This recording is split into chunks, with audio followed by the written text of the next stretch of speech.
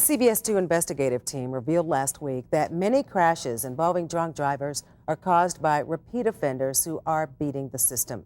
Studies indicate that 80% of all deadly crashes are caused by drunk drivers who've never been caught. Tonight, Pam Zekman is back with a look at the so-called first-time offender. Pam?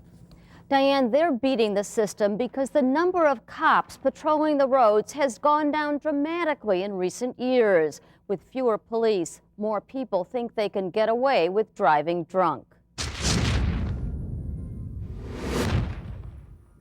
You have a night out on the town, a few drinks with dinner, some beers at a bar.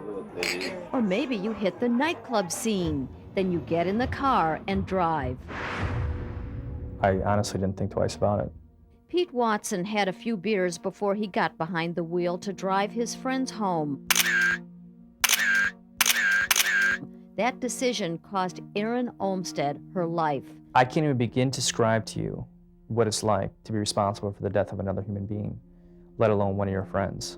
Watson lost control of his car and slammed into a telephone pole. He was legally drunk, his first DUI offense. I chose to drink and drive.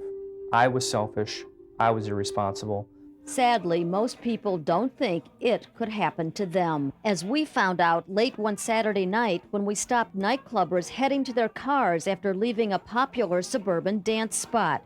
We wondered if they realized just how drunk they were. How much do you have to drink tonight? Just not 2 beer, that's it. Would you take a breath test for us just to be sure? Yeah. What I want you to do is just take a deep breath. With the help of an off-duty Lombard police officer, we tested him and other partygoers. There you go. He tested at almost double the legal limit of .08. You didn't realize that you were too drunk to drive before you got into the driver's seat here? No, I don't think so. His friend offered to drive. How much did you have to drink? I think just 1 shot of Bacardi. I'm fine. But he wasn't. He tested at .132.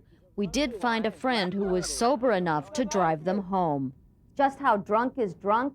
Experts say most people have no idea when they've had too much to drink because their judgment is the first thing to go after just 1 or 2 drinks. By the time most intoxicated people get behind the wheel, their vision is impaired, reaction time delayed, and the potential for causing an accident is high. Northbound 55 all over the road. Temple. Sergeant Richard Decker is out on the highways trying to prevent those accidents. Too many drunks and not enough cops. He's one of the top DUI enforcers for the Illinois State Police. On a Friday or Saturday night, 1 out of 7 drivers is DUI. That is a lot of people driving down the expressways, the city streets of the Chicago area.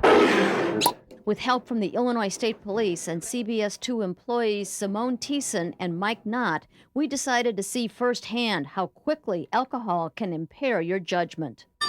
By the time Simone drank 4 glasses of wine, she registered .082 on the breathalyzer test. After Mike drank 7 beers, he was at .101. Both had lost all inhibitions and were intoxicated. But I'll pass my sobriety test. With flying colors, I won't hit a single cone. But out on the driving course, Simone hit 4 cones. Whoops. And Mike hit 2. I ran over that cone, didn't I? Couldn't parallel park and drove recklessly through the last portion of the driving test. In your opinion, did they flunk their test? Clearly, absolutely. And when we spoke with them, they thought they were doing fine. And that's the scary part about when people start drinking. They lose that sense of judgment that, hey, I feel okay. It is okay to drive. That's the mistake Pete Watson made and will live with for the rest of his life. It's a haunting, horrific experience that never escapes you.